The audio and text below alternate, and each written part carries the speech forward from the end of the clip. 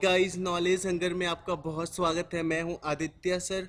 शुरू करते हैं आज का current affairs. National statics day कब मनाया जाता है?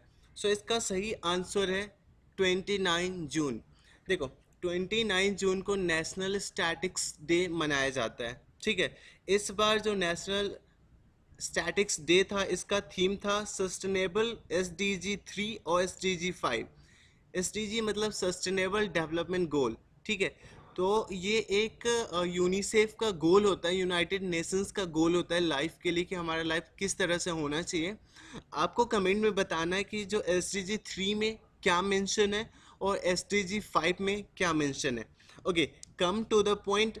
ये इसी तरह का वर्ल्ड स्टैटिक्स डे भी होता है। ये होता है 20 अक्टूबर को, 20 अक्टूबर को वर्ल्ड स्टैटिक्स डे मनाया जाता है। बात करें नेशनल स्टैटिक्स डे इस दिन क्यों मनाया जाता है, तो इस दिन जो होता है birth day of PC Mahalanobis. PC Mahalanobis को बोला जाता है फादर ऑफ मॉडर्न स्टैटिक्स। ठीक है। बात करें पीसी महालनोबिस की, तो इन्होंने स्टैब्लिश किया था, फाउंड किया था इंस्टीट्यूट ऑफ स्टैटिस्टिकल इंस्टीट्यूट, यानी इंडियन स्टैटिस्टिकल इंस्टीट्यूट इन्होंने स्थापना करी थी। और ये इंडिया के फर्स्ट प्लानिंग कमीशन के भी एक्टिव मेंबर या one of the main member थे। राइट। देखो, एक एग्रीमेंट साइन हुआ है वर्ल्ड बैंक ग्रुप और गवर्नमेंट ऑफ इंडिया, जिसके तहत अर्बन पुअर को क्या होगा, तमिलनाडु के, उनको अफोर्डेबल हाउसिंग दी जाएगी। ठीक है। आपको बताना है जो फाइनेंसिंग आर्म है वर्ल्ड बैंक का, उसका नाम क्या है। इसका सही आंसर है IBRD, जिसका फुल फॉर्म होता है international bank for reconstruction and development. बात करें वर्ल्ड बैंक की, तो इसके प्रेसिडेंट है डेविड मालपास। इसका हेडक्वार्टर है वॉशिंगटन डीसी में, और ये वॉशिंगटन डीसी यूएस का कैपिटल भी है। बात करें MD ऑफ वर्ल्ड बैंक, तो ये है अंशुला कांत, जो कि ऑब्वियसली इंडियन है। और इनके चीफ इकोनॉमिस्ट है कार्मेन रेनहार्ट। वर्ल्ड का largest plasma therapy trial project, जिसका नाम है प्लैटिना। ये नाम आप याद रखना। प्लैटिना क्या है? दुनिया का सबसे लार्जेस्ट प्लाज्मा थेरेपी ट्रायल है। ठीक है। ये कहाँ पे लॉन्च किया गया है? इसका सही आंसर है इंडिया। बात करें तो प्रिसाइसली ये महाराष्ट्र में दुनिया का सबसे लार्जेस्ट प्लाज्मा थेरेपी ट्रायल जो प्रोजेक्ट प्लैटिना नाम से है, लॉन्च किया गया है। वैसे महाराष्ट्र में इंडिया में सबसे ज़्यादा कोरोना के एक्टिव केसेस और कोरोना के यू नो नोन केसेस पाए गए हैं। इस प्लैटिना प्रोजेक्ट के अंतर्गत 16.87 करोड़ रुपीस सैंक्शन किया गया है, और ये सैंक्शन किया गया है चीफ मिनिस्टर यानी मुख्यमंत्री रिलीफ फंड से, जो कि महाराष्ट्र के चीफ मिनिस्टर रिलीफ फंड का होगा। Kholongchu hydro electric power project, यानी खोलोंगचू हाइड्रो इलेक्ट्रिक प्रोजेक्ट, ये एक प्रोजेक्ट है जो खोलोंगचू रिवर भूटान में है। ठीक है। वहाँ पे बनाया जाएगा हाइड्रो इलेक्ट्रिक प्रोजेक्ट, जिसमें एग्रीमेंट हुआ है भूटान और किसके बीच में, जिसके तहत हाइड्रो इलेक्ट्रिसिटी प्रोड्यूस की जाएगी। इसका सही आंसर है इंडिया। ओके। खोलोंगसू रिवर पे ये प्रोजेक्ट हुआ है, ये आपको याद रखना है। ठीक है। हाइड्रो इलेक्ट्रिक प्रोजेक्ट है। इस प्रोजेक्ट के तहत 600 मेगावाट इलेक्ट्रिसिटी प्रोड्यूस की जाएगी, और इसका जो टारगेट रखा गया है, ये रखा गया है 2025 तक। इसमें जो ज्वाइंट वेंचर है भूटान की तरफ से है, वो है ड्रक ग्रीन पावर कॉरपोरेशन, और इंडिया की तरफ से सतलुज जल विद्युत निगम लिमिटेड। भूटान भूटान की बात करें तो इसका कैपिटल है थिम्पू, इसकी करेंसी है नगुल्ट्रम, और इसका जो मेन रिलीजन है भूटान का, वो है बुद्धिज्म। आत्मनिर्भर भारत अभियान के अंतर्गत इसका एक पार्ट है।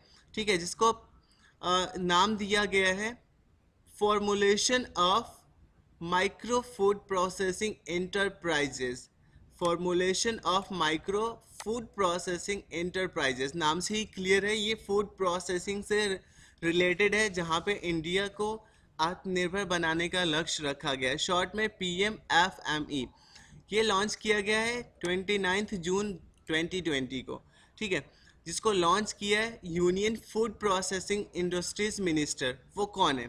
तो इसका सही आंसर है हरसिमरत कौर बादल।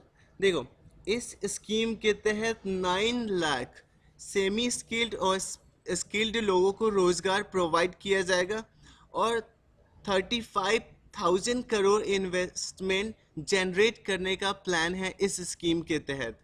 इसके तहत 8 लाख माइक्रो प्रोसेसिंग यूनिट भी लगाए जाएंगे और इसमें जो एक्सपेंडिचर होगा टोटल वो होगा 10,000 करोड़ का, ठीक है। इसका जो डेडलाइन है वो है 2024-25 यानी 2024-25 तक ये सारा प्रोजेक्ट कंप्लीट करने का लक्ष्य रखा गया है, जिसमें जो भी अमाउंट खर्च होगा 10,000 करोड़, उसमें सेंट्रल और स्टेट का जो रेशियो है वो है 60 और 40 का, यानी 60% जो बियर करेगा वो सेंट्रल गवर्नमेंट और 40% state government.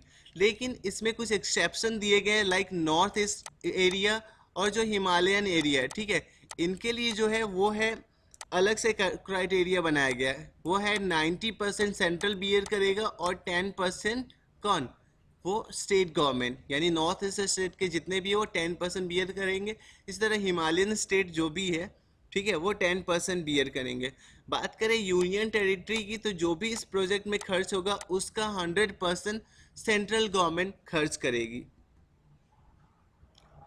First plasma bank India में कहाँ पे स्टार्ट किया गया है, ओपन किया गया है? सो इसका सही आंसर है दिल्ली में। देखो, दिल्ली में ये जो स्टार्ट किया गया वो किया गया ILBS पे, और इसका फुल फॉर्म है Institute of Liver and Biliary Sciences. ये कहाँ पे है? ये एक हॉस्पिटल में है जिसका नाम है लोक नारायण जयप्रकाश, ठीक है। अप्रोक्स 2.4 मिलियन चिल्ड्रन जो है वो बिलो एज 5 के, वो एक्सट्रीम हंगर फेस कर रहे हैं और माल न्यूट्रिशन फेस कर रहे हैं यमन में, ठीक है। ये रिपोर्ट किसके द्वारा पेश किया गया, रिलीज किया गया? सो इसका सही आंसर है यूनिसेफ। बात करें यूनिसेफ की तो इसका हेडक्वार्टर है पेरिस में, और यमन की बात करें तो यमन का जो कैपिटल है, ठीक है, वो है साना। यमन में एक बहुत ज़्यादा फेमस, या फिर बोले निगेटिव कारणों से जो फेमस था, सिविल वॉर, जिसकी वजह से यमन की पूरी स्थिति काफ़ी ज़्यादा वीक हो गई थी। और उसमें एक ग्रुप था जो बहुत ज़्यादा फेमस है, इवन एग्जाम के पॉइंट ऑफ व्यू से भी, हाउथी ग्रुप। ये एक रिबेलियन ग्रुप था जो गवर्नमेंट ऑफ यमन और ये हाउथी ग्रुप के बीच में सारा सिविल वॉर हुआ था, राइट। सो ये हाउथी ग्रुप आपको याद रहना चाहिए।